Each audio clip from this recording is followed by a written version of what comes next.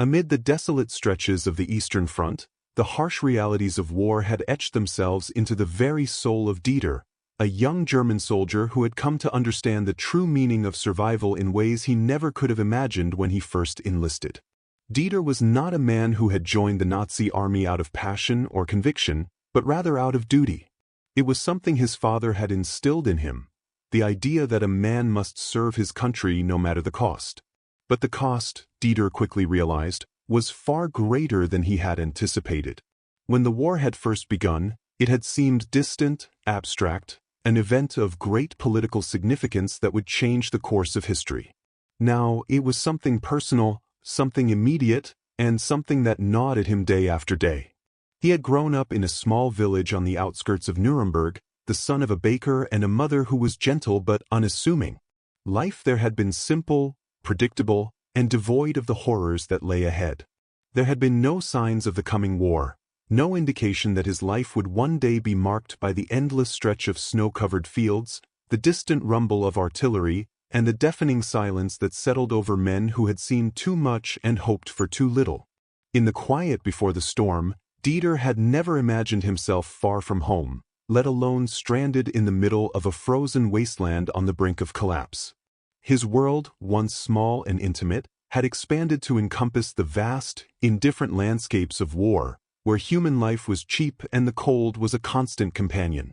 By the winter of 1943, Dieter's unit was just one more in a long line of desperate soldiers, worn down by the endless fighting that had taken them from the icy depths of Stalingrad to the fringes of the Caucasus.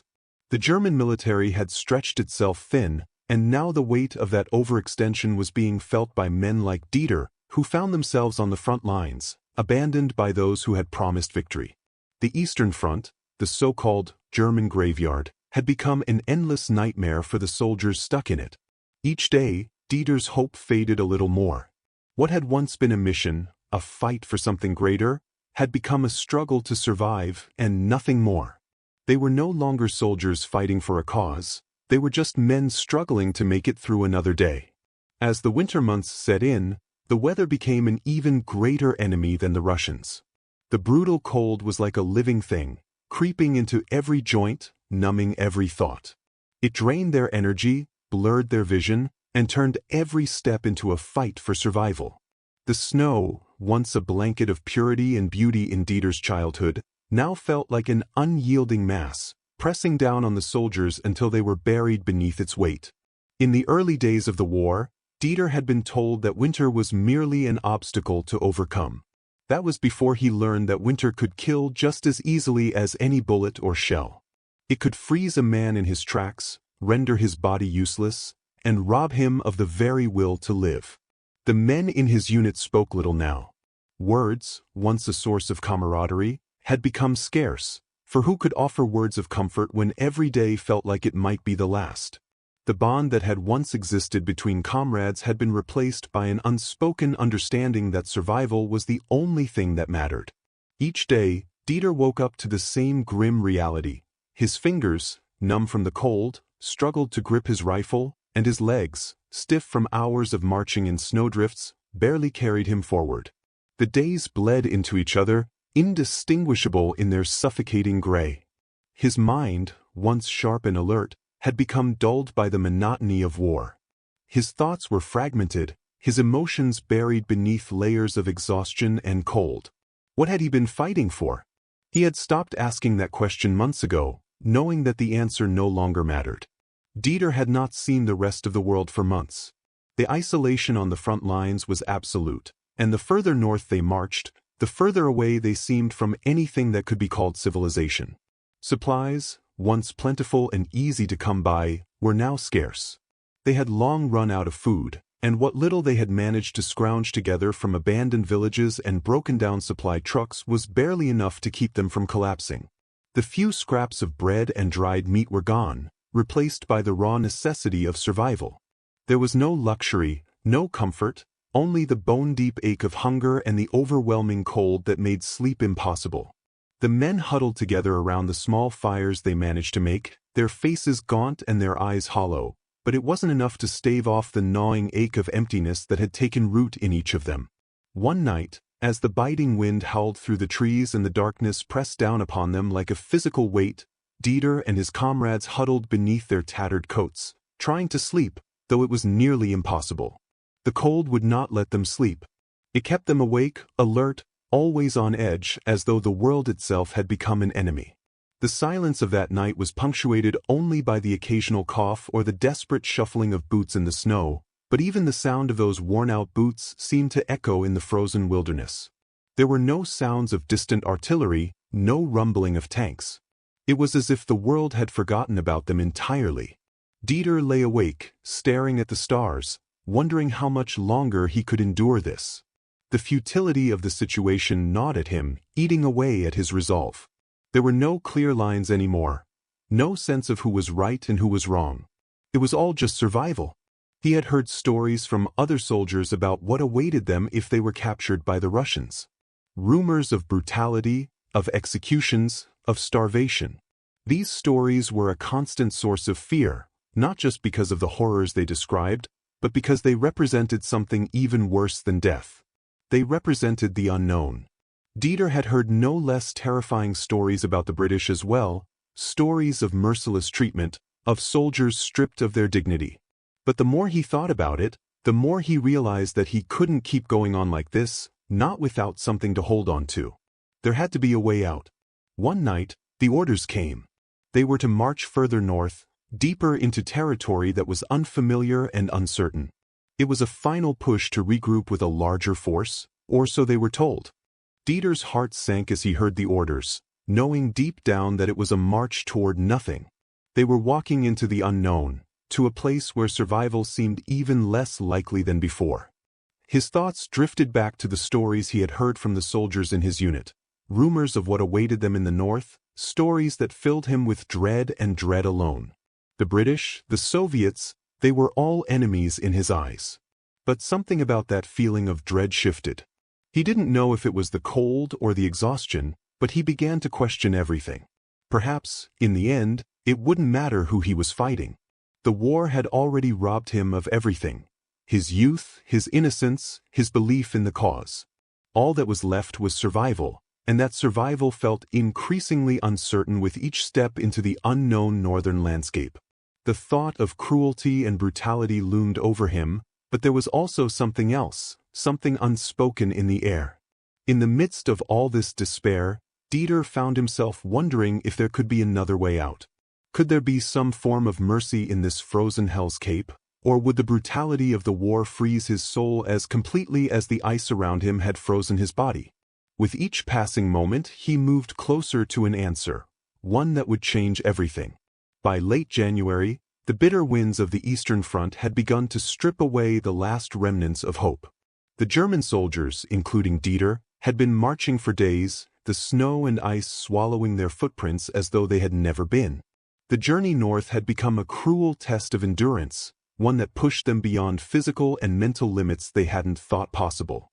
The harsh winter weather, already unbearable, now seemed like the least of their worries. The real enemy wasn't just the frost-bitten terrain or the lurking threat of Soviet forces. It was the gnawing hunger, the relentless cold, and the growing realization that they were nothing more than disposable pawns in a war that seemed to have no end. The German army, once an unstoppable force, was now a broken shadow of its former self. Dieter's thoughts were clouded by exhaustion, his body numb from days of unrelenting cold. Each step was a struggle, the snow crunching beneath his boots as the bitter wind seemed to cut straight through his layers of clothing. His fingers were stiff and frozen, his legs aching with every movement. The relentless cold crept deep into his bones, a kind of cold that didn't just numb the body, but froze the soul. His mind wandered in the moments of stillness, away from the brutal march and toward memories of home, memories of warmth, of laughter, of his mother's gentle hands as they wrapped him in a woolen blanket during the long winters of his youth. But those thoughts, like the warmth of his childhood, seemed distant and unreachable now, fading with each passing day. Dieter wondered if he would ever feel that warmth again, or if it was a luxury reserved for another time, another life, a life he feared he might never see again. The men in his unit were not much better off. They had stopped talking weeks ago. No words could ease the pain of their existence, no conversation could mask the sense of defeat that had crept into their hearts. Some had begun to look at each other as though they were ghosts, fellow soldiers, yes, but strangers, too. The camaraderie that had once defined them had dissolved into an unbearable silence, broken only by the occasional cough, the rustle of boots in the snow, or the sound of a rifle being checked for the 100th time, though there was little hope of actually using it. Their supplies were depleted, the last remnants of food long gone. They had begun to forage for whatever scraps they could find, twigs, bark, anything that might provide a tiny bit of sustenance to keep them moving, to keep them alive for just one more day. But even that seemed futile. It wasn't enough to satisfy the gnawing hunger in their stomachs or give them the strength they needed to continue. The bitter truth was that they were starving and they knew it. The cold, the hunger, the exhaustion, all of it had begun to take its toll. Despite the odds, Dieter and his comrades continued their march, driven by some instinct to survive, even though the purpose of that survival seemed increasingly unclear. They were not marching toward victory. They were not marching toward anything that resembled hope. They were simply marching because there was no other option. There was no way out. There was nowhere to go but forward, and the further they went, the more impossible it seemed to return to the life they had known before the war. Dieter's thoughts were clouded with a sense of futility. What had they been fighting for all this time? What had they been told they were defending? The glory of the Reich? The supremacy of their nation? It all seemed so hollow now, a cruel lie that had been sold to them by men in suits and uniforms who were as far removed from the reality of the battlefield as could be.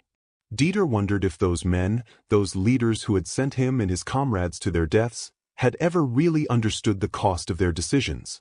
The days blurred together, a never-ending stretch of white snow and cold, punctuated only by the occasional roar of distant artillery or the grim sight of another fallen comrade, left behind by those who could no longer carry him. Dieter had become numb to the loss. The first few deaths had shaken him to his core. He had watched friends collapse under the weight of their wounds, or die quietly in their sleep, their faces frozen in a grimace of pain. But now, the deaths seemed almost routine. There was no time to mourn, no time to reflect. They were simply casualties of a war that seemed to have no purpose but to destroy. Dieter had stopped asking why they were dying. He had stopped asking why the war was being fought. In that moment, survival was the only question that mattered. One evening, after another grueling day of marching, the unit stopped to rest in a small, abandoned village. The houses were little more than shells, their roofs caved in and windows shattered. The remnants of past lives, clothes, broken furniture, a forgotten photograph, lay scattered in the snow, symbols of a world that had been lost to the chaos of war. The men huddled together in the ruins, seeking what little shelter they could find. They built a small fire, though it barely provided any warmth against the cold that had seeped into their bones. Dieter stared into the flickering flames, the smoke stinging his eyes as he tried to focus on something, anything, that might help him forget the pain in his body, the emptiness in his stomach, the cold that refused to let go. As the fire crackled and the shadows of the men stretched long across the snow, Dieter's thoughts began to drift back to the days before the war, before the march, before the hunger. He remembered a time when life had been simple, when he had been just another young man dreaming of a future. He had once believed in the ideals that his country had espoused, the notion of national pride, of duty to his people, of the importance of standing strong in the face of adversity. But now, those ideals seemed like an illusion, a cruel joke. The war had stripped them away, leaving only the raw, painful reality of survival. The life he had once known felt like a distant memory, like a dream that was slowly slipping through his fingers, just out of reach. The men around him seemed equally lost in their thoughts, their faces weary and hollow. Some of them slept, their bodies curled up against the walls of the ruined houses, while others remained awake, staring into the fire, their eyes distant. Dieter couldn't remember the last time he had laughed, or even smiled. The days had become so long and grueling that even the smallest moments of rest felt like a cruel trick. Sleep was no longer a refuge. It was just another part of the endless cycle of exhaustion, where every moment of peace was fleeting and quickly consumed by the next round of hardship. And yet, despite everything, they continued to march. The orders came through the cold night air, harsh and mechanical, a reminder that there was no escape, no choice but to push forward. The German army, Dieter knew, was beginning to crumble. Their forces were scattered, disorganized, and undermanned. The victory they had been promised seemed farther and farther away. But they had no other option. Their backs were against the wall, and there was nowhere to run. The thought of surrender, of abandoning the army and everything it represented, never crossed their minds, not yet. The shame of it was too great. It was easier to march into the unknown, to cling to whatever small shred of honor they could find in the midst of the cold and the pain. As Dieter prepared to move out once again, the thought of surrender lingered at the edges of his mind, like an unspoken word. What would it mean to give up? What would it mean to lay down his rifle and walk away from the only thing that had given him purpose for so long?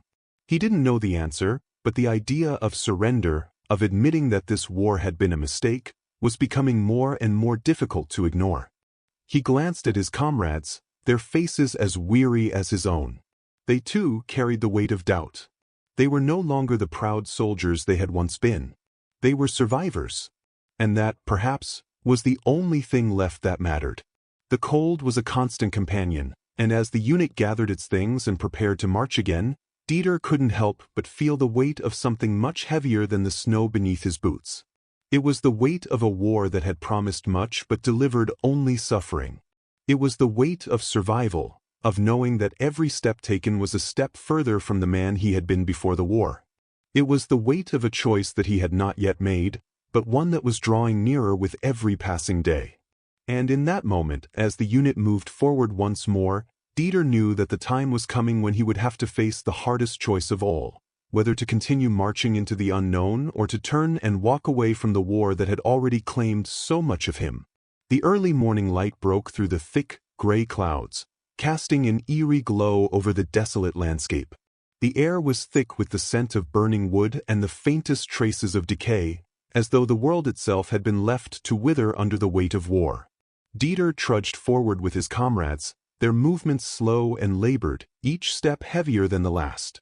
The bitter wind bit into his skin, and his breath came out in visible puffs that dissolved almost as quickly as they appeared. The endless white of the snow stretched before them, an expanse of emptiness that seemed to go on forever, mocking them with its stillness. There were no sounds of distant artillery, no chatter between soldiers, no movement beyond their own weary procession.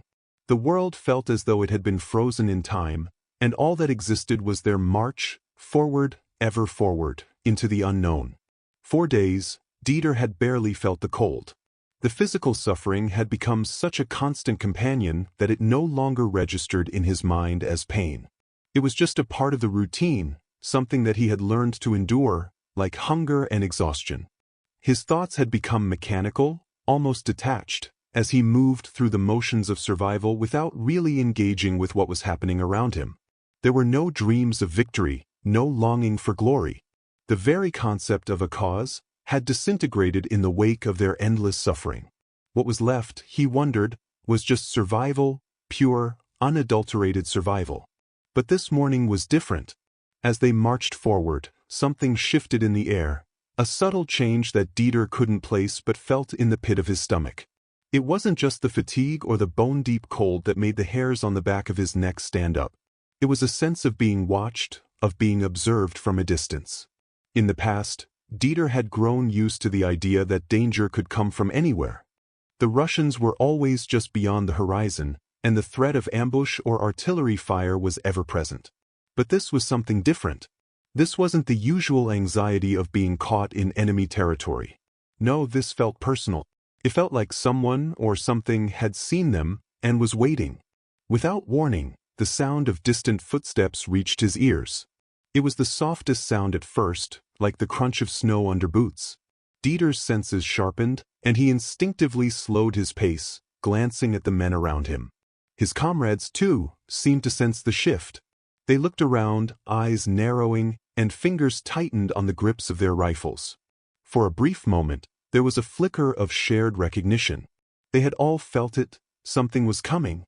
But they couldn't place it, couldn't name it.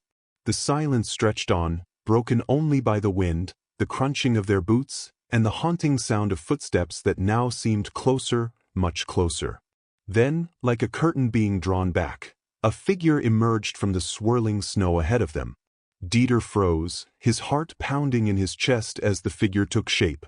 The man was dressed in the same tattered, frozen uniform as they were, his face gaunt and pale from exposure. His movements were slow, almost deliberate, as though he were walking through a nightmare. Dieter's first instinct was to raise his rifle, to prepare for whatever this new threat might bring, but something stopped him. There was no aggressive stance, no weapon in hand. Instead, the man's eyes locked onto Dieter's, and for a moment, they stood there, strangers from opposing sides, staring at each other across the distance. There was a kind of recognition in the man's eyes, a weariness that spoke volumes. In that look, Dieter saw something he hadn't expected, not an enemy, but another soul trapped in the same frozen hell.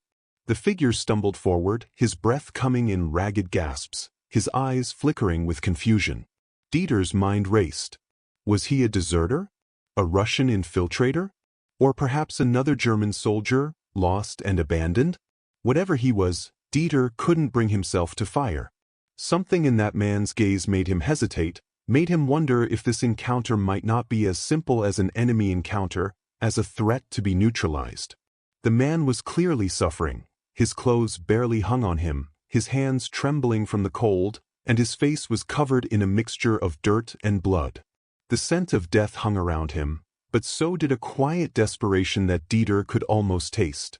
Before Dieter could make a decision, the man's feet gave way, and he collapsed to the ground with a soft thud, like a marionette with its strings cut. Dieter's first impulse was to rush forward, but something held him back.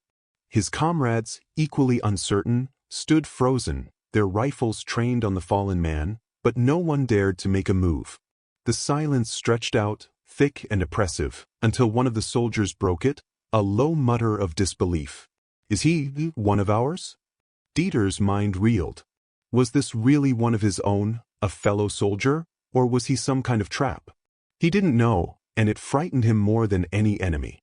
In this moment, there were no lines, no clear-cut answers, only an overwhelming sense of uncertainty. He stepped forward cautiously, his rifle still in his hands, unsure whether to trust the situation. As he approached the fallen man, his thoughts whirled. There was a deep, unsettling feeling gnawing at his insides. This man, this soldier, was not the enemy. He wasn't a Russian. He wasn't a threat. He was simply a man, like him, lost, broken, and utterly alone in this vast, unforgiving wasteland. Dieter knelt down beside the man, his breath visible in the cold air. He reached out and turned the soldier over gently, carefully, as though afraid the act of touching him might break something irreparably. The man's eyes fluttered open, but they seemed unfocused, lost in a haze. The scent of alcohol or something stronger was heavy on his breath, and Dieter winced at the sharp, acrid odor that came with it. But in his eyes, there was nothing of the fire he had expected to see. Instead, they were dull, distant. This man was not someone who had come to fight. This man had come to survive. "Water," the man rasped, his voice barely a whisper, barely audible over the wind.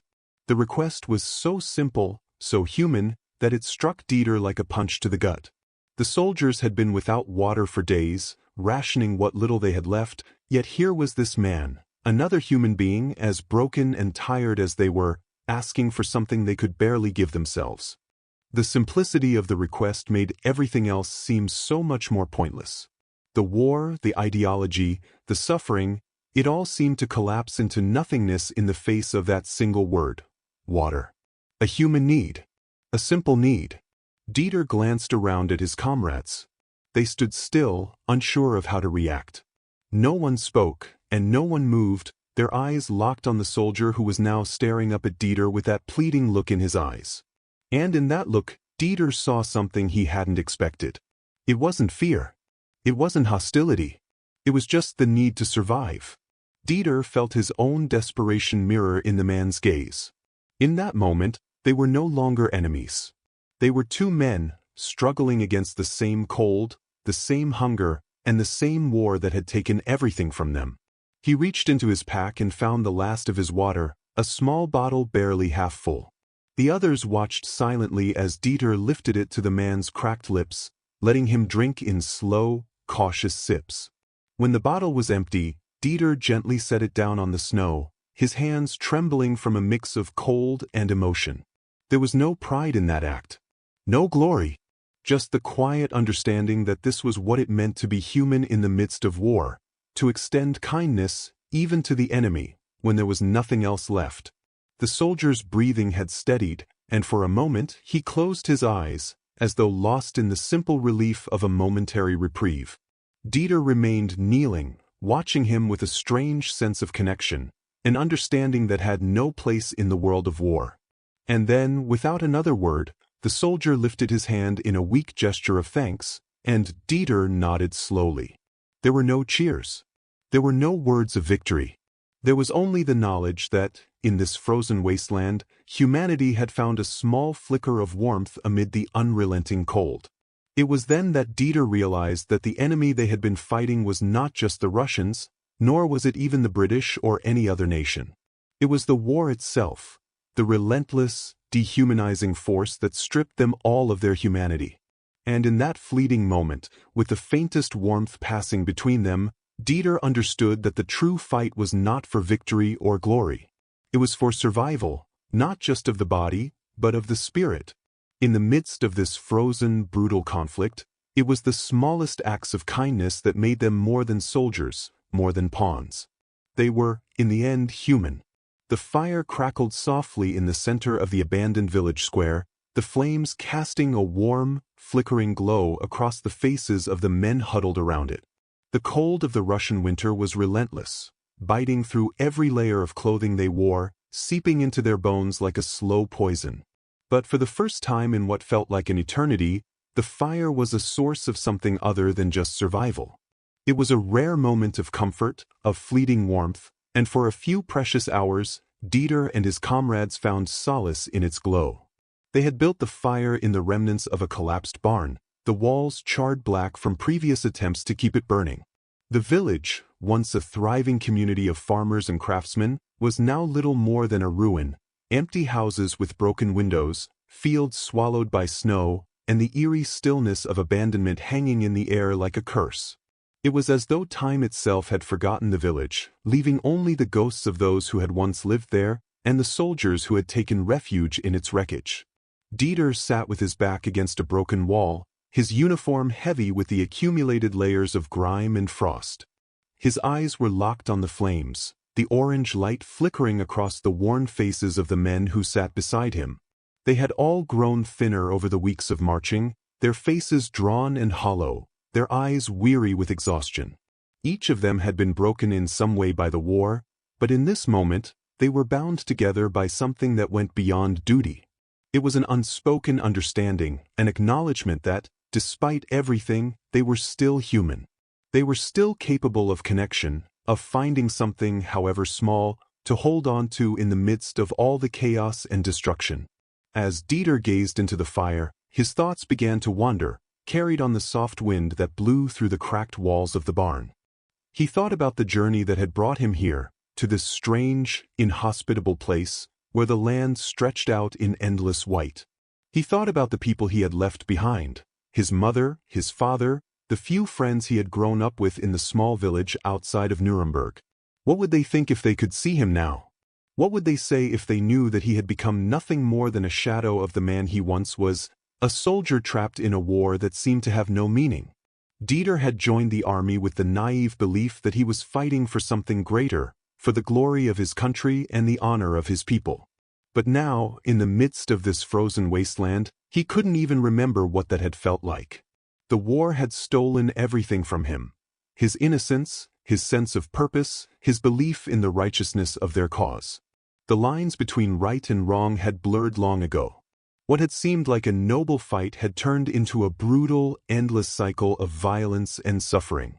The soldiers around him, once proud and full of youthful idealism, now carried the weight of despair in their eyes. They no longer spoke of victory. They no longer spoke of glory.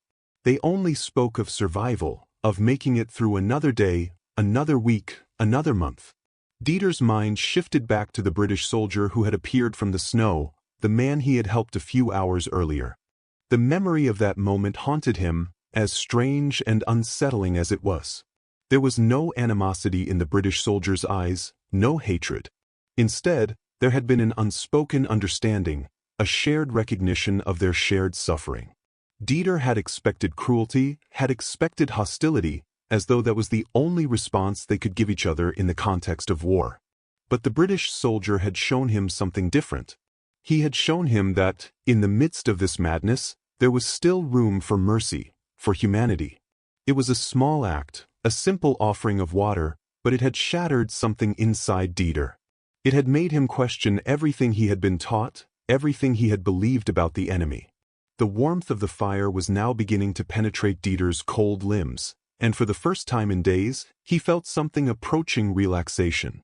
The tension in his muscles eased, his body letting go of the constant state of alertness that had been so ingrained in him since the beginning of the war. He looked around at his comrades, their faces illuminated by the firelight. Some of them had closed their eyes, their exhaustion too great to fight. Others sat in silence, their minds elsewhere, lost in their own thoughts. It was strange, Dieter thought, how each man could be so present and yet so distant. In the midst of the worst of it, they were still fighting their own private battles, struggling with the weight of the war in ways that others couldn't understand. Dieter had once been one of those men who believed in the idea of duty, of honor, of fighting for a cause greater than himself. He had been raised to believe that service to the fatherland was the highest calling a man could answer. But that belief had long since been shattered.